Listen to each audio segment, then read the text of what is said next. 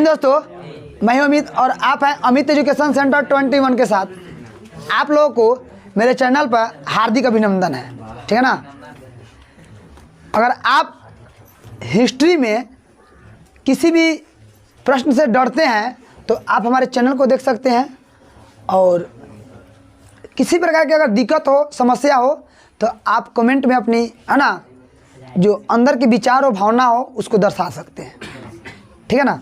तो चलिए आज हम लोग क्लास 10th के हिस्ट्री का 5 चैप्टर पढ़ेंगे, और 5 चैप्टर के लगभग आज का वीडियो जो होगा वह एंड होने के समाप्त पे रहेगा, यानी आज के वीडियो में यह चैप्टर समाप्त हो जाएगा, ठीक है ना।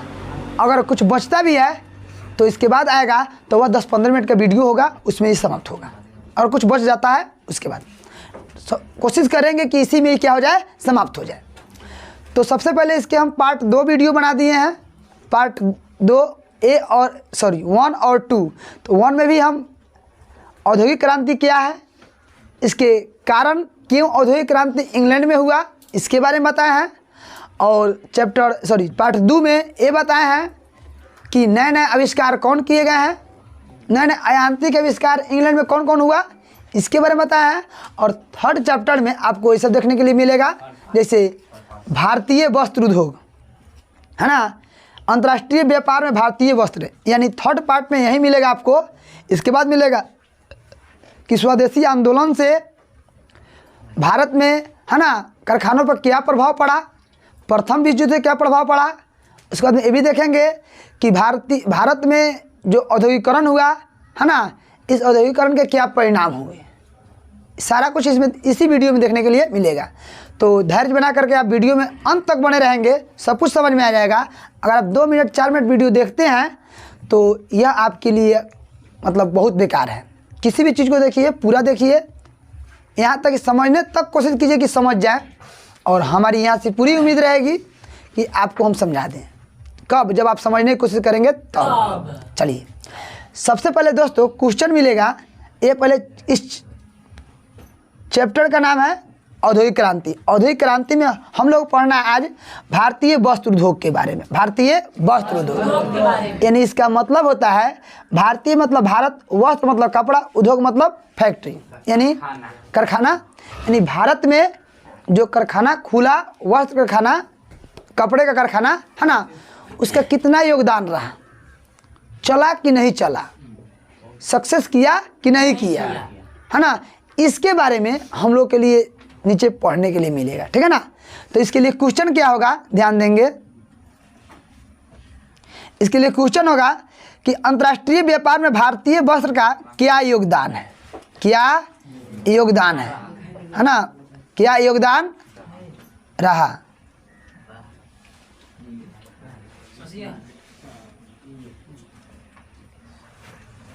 क्या योगदान रहा।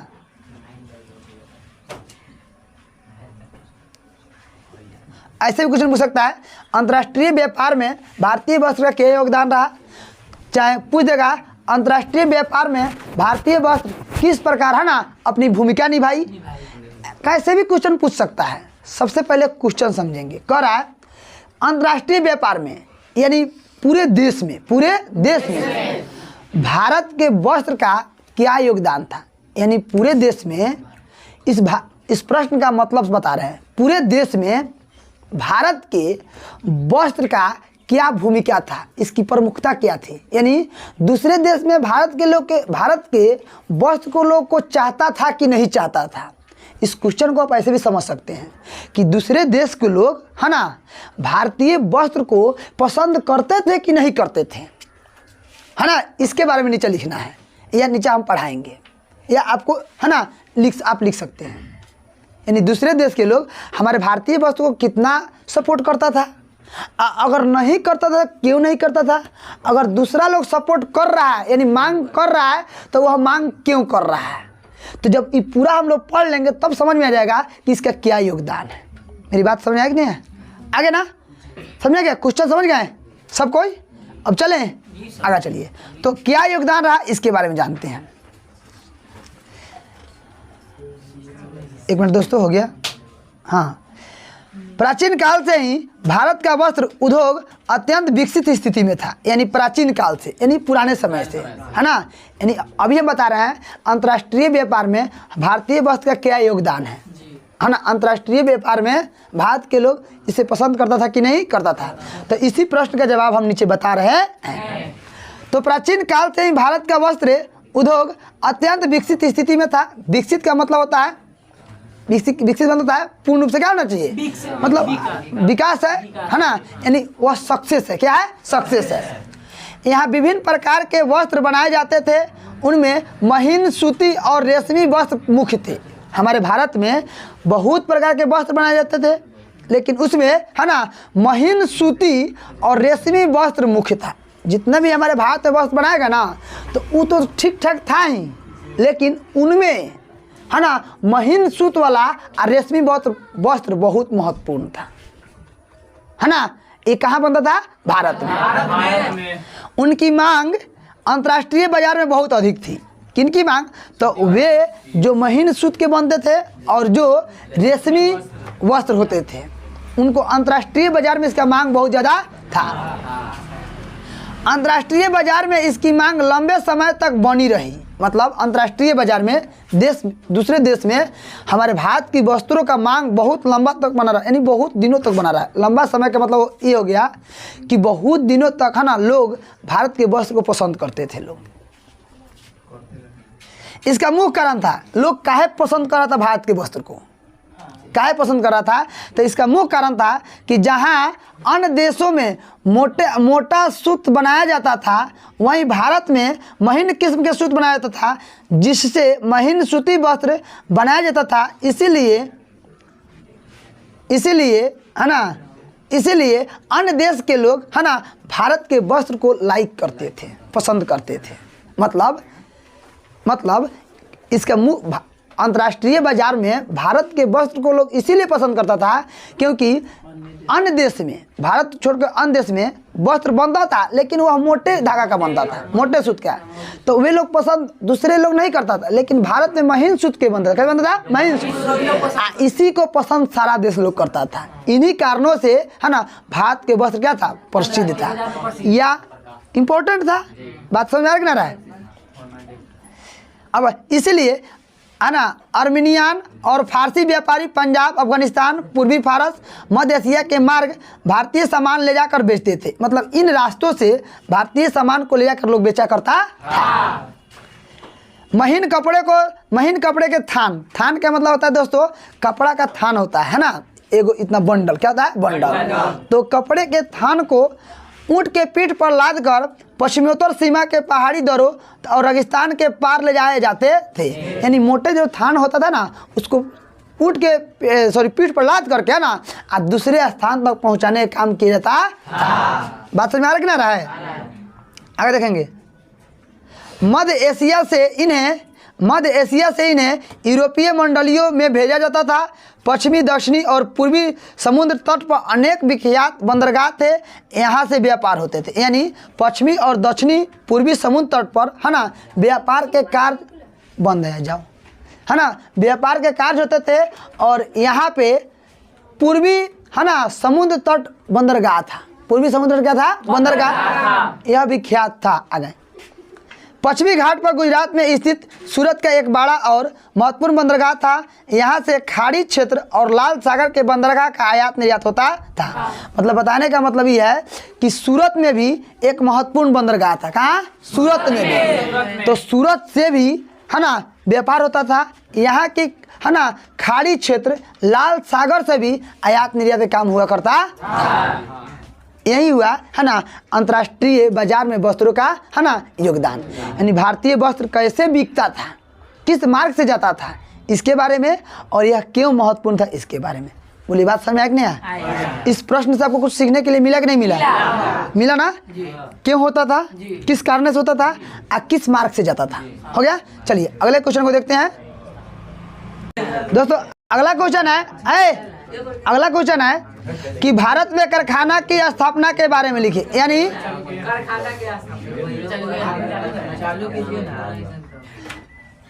भारत में कारखाना की स्थापना के बारे में बताना है। यानी इसका मतलब समझेंगे प्रश्न का मतलब कहेगा कि भारत में कारखाना की स्थापना का वर्णन करे या विवेचना करे या कुछ भी, जब भी भारत में कारखाना के बारे में दे है ना, तो इसका मतलब है कि भारत में कब कारखाना बैठा स्थापित किया गया, इसको स्थापित करने वाले कौन हैं, सबसे पहले है ना कहाँ स्थापित किया गया और किस है ना प्रकार के वस्तु को उत्पादन करने के लिए कारखाना स्थापित किया। इतना बात अगर सोच लेते हैं तो इस प्रश्न का जवाब ऑटोमेटिक आपसे बन जाएगा। आंसर को रटिए मत, प्रश्न को समझिए और अपने दिमाग से इसका है ना क्वेश्चन बनाइए, आंसर मत बनाइए, क्वेश्चन बनाइए। जब दिमाग से क्वेश्चन बन जाएगा ना, आंसर तो हम कहते हैं ना, आंसर कहते हैं लाइफ में मरने के 2 घंटा पहले तक याद रहेगा। क्या बेचैन है, ध्यान देंगे। यानी एक काम कब हो सकता है, तो एक काम कब हो सकता है ना, तो जब आप है ना जब आप क्वेश्चन को समझेंगे तब, और जब तक आप क्वेश्चन को नहीं समझेंगे है ना तब आप याद करेंगे और भूल जाएंगे, याद करेंगे और भूल जाएंगे। लेकिन हमारी जिम्मेवारी बनती है ना कि आपको याद करा दें, और आपकी जिम्मेवारी बनती है कि आप याद करने के है ना तत्परता से है ना सारी बातों को सुनते रहें और वीडियो तक बने रहें, तभी याद हो सकता है। अभी नहीं कि वीडियो भी देख रहे हैं और बगल में है ना उधर बात भी कर रहे हैं है ना, यानी वीडियो चल रहा है और कोई काम कर रहा है, बाद में आप कमेंट करेंगे कि आप बड़ा पहले से कह रहे थे कि हम याद कराने गारंटी रखते हैं, क्या नाम को याद हो गया। तो देखिए ये तो आपके ऊपर निर्भर करता है, केयर करेंगे तभी जाकर याद होगा। चलिए, तो इसका मतलब समझ गया ना, यानी भारत में कारखाना की स्थापना, यानी भारत में कारखाना, पहले इस क्वेश्चन को समझेंगे, भारत में कारखाना कहाँ खोला गया, इसको खोलने वाले कौन थे, किस प्रकार के वस्तु उत्पादन करने के लिए खोला गया है ना, और खोला गया तो चला कि नहीं चला, यानी सक्सेस हुआ कि नहीं हुआ, और हुआ तो कितना हुआ, इसके बाद में इससे क्या फ़ायदा हुआ, क्या घाटा हुआ, इतना सोच करके इसके बारे में लिख देना है। तो कुछ ना कुछ है ना चाहिए है ना, तभी आप लिख सकते हैं। तो चलिए इसके बारे में हम लोग क्वेश्चन को समझते हैं। दोस्तों लिखेंगे कि 19वीं शताब्दी में भारत में भी कारखाने स्थापित किए गए। कब? 19वीं शताब्दी में भारत में कारखाने स्थापित किए गए। कारखाना कहें तो उद्योग, फैक्ट्री वही होता है, ठीक है ना। पहला कारखाना 1854 में मुंबई में खुला। कब खुला? 1854 मुंबई में खुला। यह कपड़ा है ना, यह कपड़ा मिल था। कैसा मिल था? कपड़ा। यानी जो 1854 में मुंबई में जो फैक्ट्री खुला, जो उद्योग खुला, वह उद्योग कोई चीनी मिल का नहीं था, वह वस्त्र उद्योग था। कैसा था? वस्त्र उद्योग, यानी कपड़ा उत्पादन करने वाला मिल था। वहाँ पारसी, गुजराती और बोहरा समुदाय के लोग सूती धागा और कपड़ा बनाने के उद्योग में लगे थे। यानी वहाँ के मतलब होता है मुंबई में। कहाँ दोस्तों? यहाँ बम्बई लिखे है ना, तो बम्बई यह पुराना नाम है, अब इसका नाम बदल कर मुंबई क्या कर दिया गया? मुंबई, जो महाराष्ट्र की राजधानी है, ठीक है ना। तो वहाँ पे ध्यान देंगे, कहाँ पे? मुंबई में है ना, पारसी, गुजराती और बोहरा समुदाय के लोग सूती धागा है ना, सूती धागा और कपड़ा बनाने के है ना उद्योग में लगे थे, फैक्ट्री में लगे थे। कौन कौन जाति? तब पारसी, कौन? पारसी, गुजराती और बोहरा समुदाय के लोग। उनकी सहायता से पारसी व्यवसायी कावासाजी है ना, नानाजी दमार ने पहली कपड़ा मिल लगाई। यानी उन लोगों की सहायता से पहले फैक्ट्री लगाने वाले व्यक्ति का नाम ध्यान देंगे, कावासाजी नानाजी दमार, कावासाजी नानाजी दमार ने पहली फैक्ट्री लगाया। कहाँ लगाया? क्या बोलेंगे? कावासाजी। क्या बोलेंगे? नानाजी दमार, दमाद नहीं। इस समय से उद्योग आरंभ हुआ, यानी 1854 से उद्योग क्या हो गया? आरंभ हो गया। 1862 तक बम्बई में 4 कपड़ा मिलें खुली। यानी 1854 में एगो, लेकिन हालत सुधार हुए, हालत में स्थिति मतलब हालत सब लोग का ठीक हुआ तो 4 गो खुल गया। क्या खुल गया? 4 गो। यानी 1962 में अब बम्बई में पहले एगो था, अब क्या मिल हो गया? 4 गो। वो भी है ना सूती वस्त्र के। किसके? सूती वस्त्र। धीरे धीरे अहमदाबाद और कानपुर में भी कपड़ा मिलें स्थापित की गई। धीरे धीरे कहाँ? कानपुर और अहमदाबाद, कानपुर और अहमदाबाद दोनों में भी है ना कपड़ा मिलें क्या गई? स्थापित की गई। 1860 में कानपुर में एलिगन मिल तथा 1874 में मद्रास में पहला कपड़ा मिल खुला। यानी अगर कानपुर की बात करें तो कानपुर में एलिगन मिल, कानपुर में कौन खुला? एलिगन मिल। और मद्रास में है ना 1874 में। कब खुला? 1874। यानी कानपुर में 1860 में खुला और मद्रास में 1874 में। याद रहेगा नहीं रहेगा? अब थोड़ा पिछला से रिवाइज कर लेते हैं। यानी पहला कपड़ा मिल कहाँ खुला? मुंबई। कब खुला? है ना। दूसरा कहाँ खुला? मुंबई में। 1862 में कितने मिले हो गई? 4। इसके बाद कहाँ मिले खुली? कानपुर, अहमदाबाद और कानपुर। तो एक मिनट ध्यान देंगे, कानपुर में कब खुला? 1860। कानपुर में 1860 और है ना मद्रास में 1874 में। मद्रास में 1874 में। उसके बाद में ध्यान देंगे, उसके बाद में मद्रास में 1874 में कपड़ा मिले खुली। बम्बई और अहमदाबाद और कानपुर, बम्बई, अहमदाबाद और कानपुर वस्त्र उद्योग का प्रमुख केंद्र बन गया। यानी आगे चल करके जब यहाँ मिले खुल गई ना तो बम्बई को, अहमदाबाद को और कानपुर को वस्त्र उद्योग का केंद्र बना दिएगा। वस्त्र उद्योग का केंद्र। यहाँ सब्जेक्ट भी पूछ देगा है ना कि इनमें से कहाँ पे है ना वस्त्र उद्योग का केंद्र है। ऑप्शन में रहेगा राजस्थान, अहमदाबाद, बिहार, पटना। तो वस्त्र उद्योग का केंद्र कहाँ खोला गया? अहमदाबाद, कानपुर और मुंबई। 3 गो केंद्र बन गया। क्या बन गया? केंद्र। अगला देखेंगे है ना। अगला क्या है? इसका प्रमुख कारण था, यहाँ केंद्र बनने का प्रमुख कारण था कि इन स्थानों पर कच्चे माल और श्रमिकों की आपूर्ति की सुविधा थी।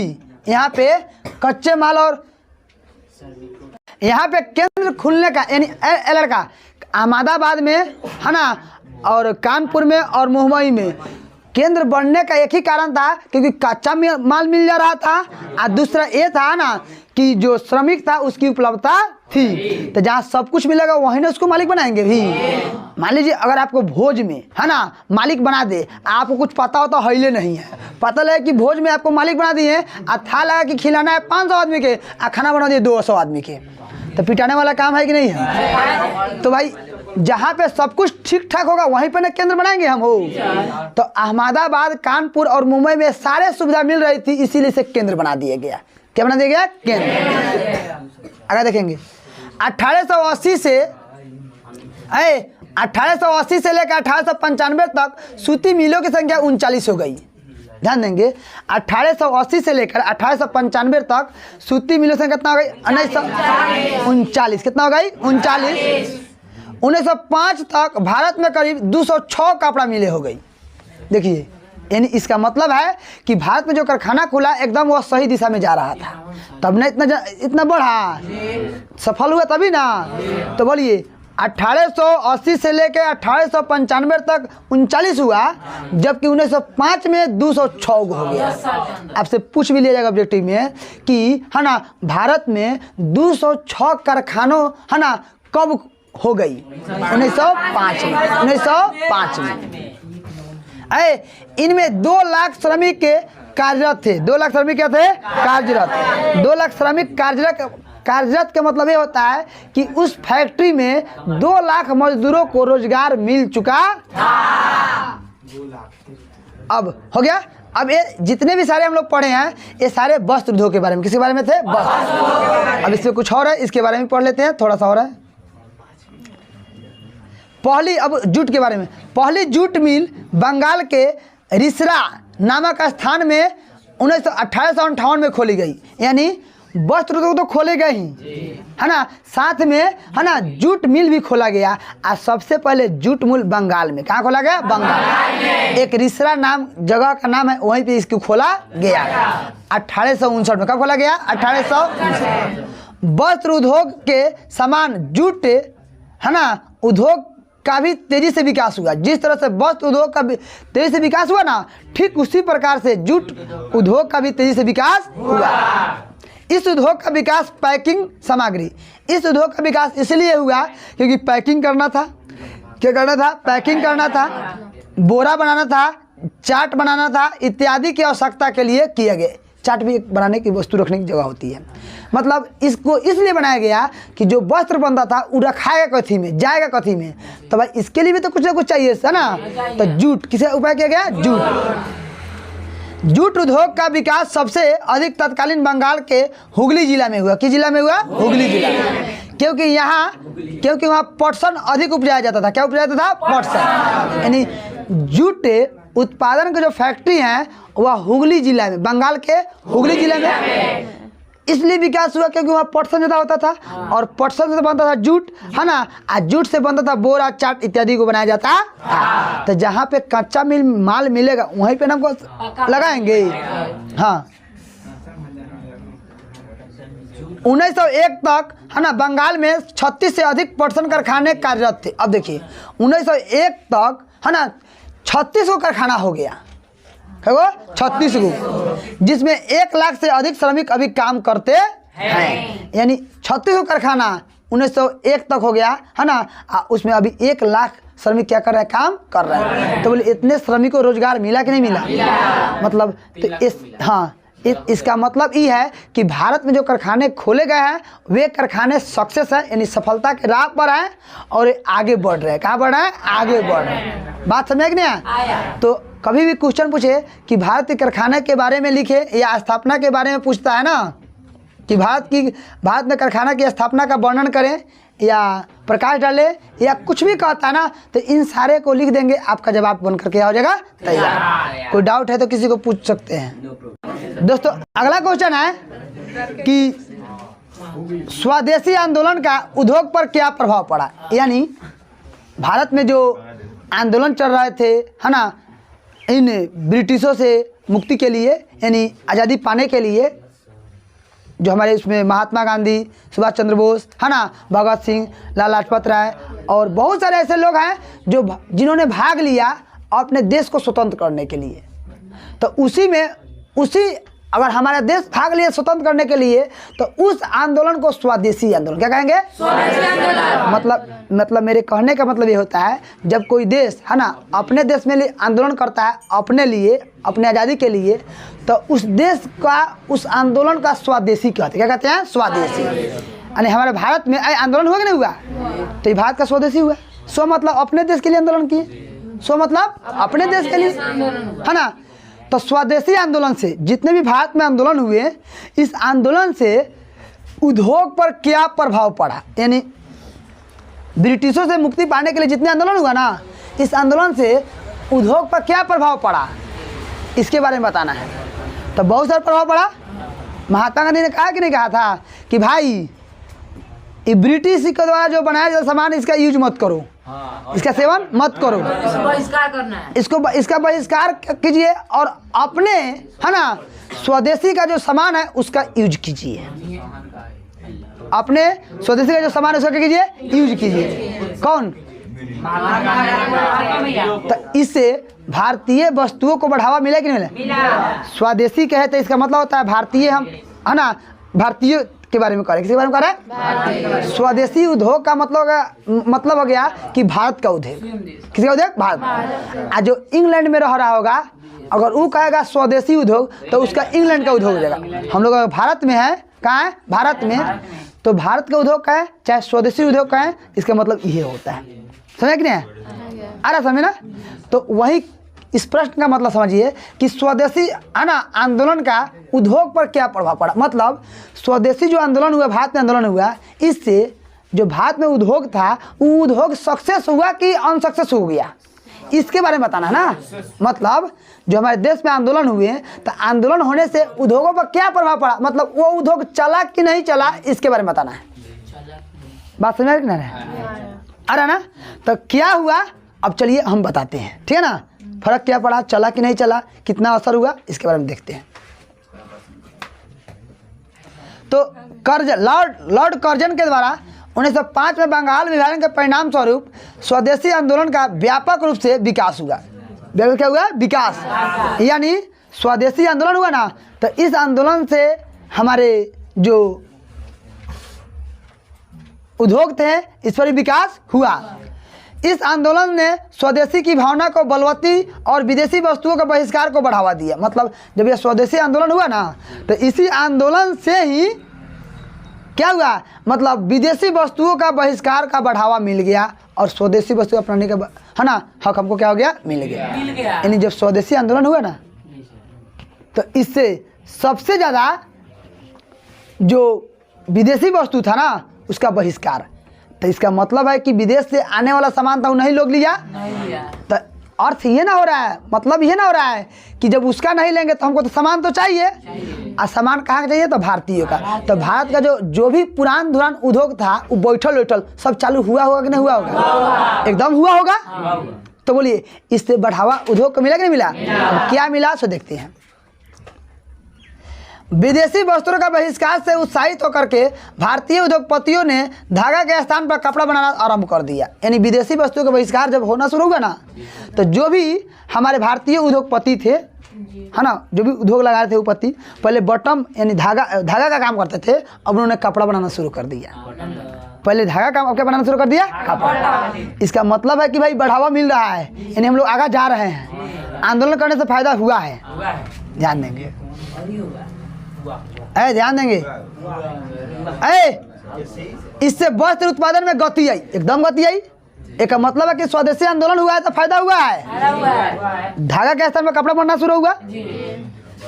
1912 तक सूती वस्त्र का उत्पादन दोगुना हो गया। अब देखिए 1912 तक है ना दोगुना हो गया। क्या हो गया? दोगुना।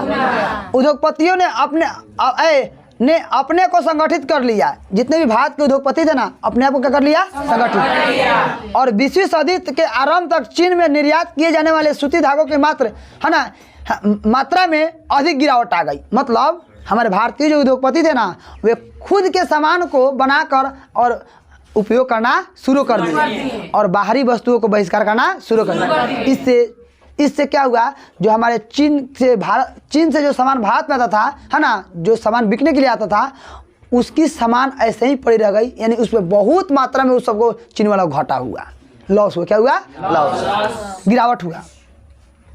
इसका कारण था कि चीनी बाजार में चीन और जापान के वस्त्र की भारी कमी थी। क्या थी? कमी। निर्यात में भी कमी आई और कमी की क्षतिपूर्ति के लिए भारतीय उद्यमियों ने सूती मिलों में वस्त्र के उत्पादन का बढ़ावा मिला। मतलब इससे जापान और चीन का जो वस्तु हमारे यहाँ आता था ना, निर्यात यहाँ आता था, तो उन लोगों क्या हुआ, मतलब बहुत ज़्यादा क्या हुआ, लॉस हुआ। आई लॉस होने से है ना भारत के वस्तु ज़्यादा, मतलब विदेशी वस्तुओं का लॉस हुआ। अब भारत पे जो वस्तु बना, जो कपड़ा बना, इसको क्या मिला, बहुत मतलब बिका है ना, मांग बहुत ज़्यादा हुआ। तो इससे हमारे भारत के उद्योगपतियों का सीना चौड़ा हो गया, वो भी और खुश होकर के उत्पादन करना शुरू कर। तो बोलिए स्वदेशी आंदोलन का इसमें भूमिका रहा कि नहीं रहा? यानी स्वदेशी आंदोलन से भारत का जो उद्योग था वह पीछे नहीं हटा, आगे बढ़ा, विकास किया। क्या किया? विकास किया। बोलो तो सही, समझ में आ रहा कि नहीं आ रहा है दोस्तों? अगला क्वेश्चन है, ध्यान देंगे कि प्रथम विश्व युद्ध के बाद औद्योगिकरण में तेजी, प्रथम विश्व युद्ध के बाद औद्योगिकरण में तेजी किस प्रकार हुआ? या तेजी नहीं होगा, यहाँ पे एक प्रश्न है, ऐसे होगा, प्रथम विश्व युद्ध के बाद औद्योगिकरण है ना पर क्या प्रभाव पड़ा है ना, या इससे आप क्या समझते हैं? यानी जब प्रथम विश्व युद्ध हुआ ना, प्रथम विश्व युद्ध, और आप लोग जितने भी लोग वीडियो देख रहे हैं ना, तो आप लोग कमेंट करेंगे कि प्रथम युद्ध कब से कब तक हुआ है। ऑफलाइन वाले बच्चे नहीं, आप लोग कमेंट करेंगे कि प्रथम विश्व युद्ध कब से कब तक हुआ है, तुरंत। तो प्रथम विश्व युद्ध के बाद इन औद्योगिकरणों में क्या हुआ, मतलब बंद हो गया या फिर आगा चला? आगा चला तो क्यों चला? आखिर प्रथम विश्व युद्ध में ऐसी कौन समस्या आ गई जिसके कारण है ना औद्योगिकरण का रफ्तार जो है एकदम 5G की स्पीड से चलने लगा? इसके बारे में बताता ना, ठीक है ना। तो इसमें लिखिएगा कि प्रथम विश्व युद्ध तक भारत का औद्योगिकरण की विकास धीमी रहा। यानी प्रथम विश्व युद्ध तक जो औद्योगिकरण की गति जो रहा, औद्योगिकरण का मतलब होता है कि चारों ओर फैक्ट्री बैठना, जो गति रहा एकदम धीमी रहा, कछुए की चाल से चल रहा है, 2G स्पीड की चाल से चल रहा था, 2G स्पीड की चाल से चल रहा था। परंतु युद्ध के दौरान या उसके बाद, परंतु यानी युद्ध के बाद, प्रथम युद्ध के बाद इसका स्पीड 5G पकड़ लिया, यानी है ना, इसमें तेजी आ गई। क्या गई? तेजी आ गई।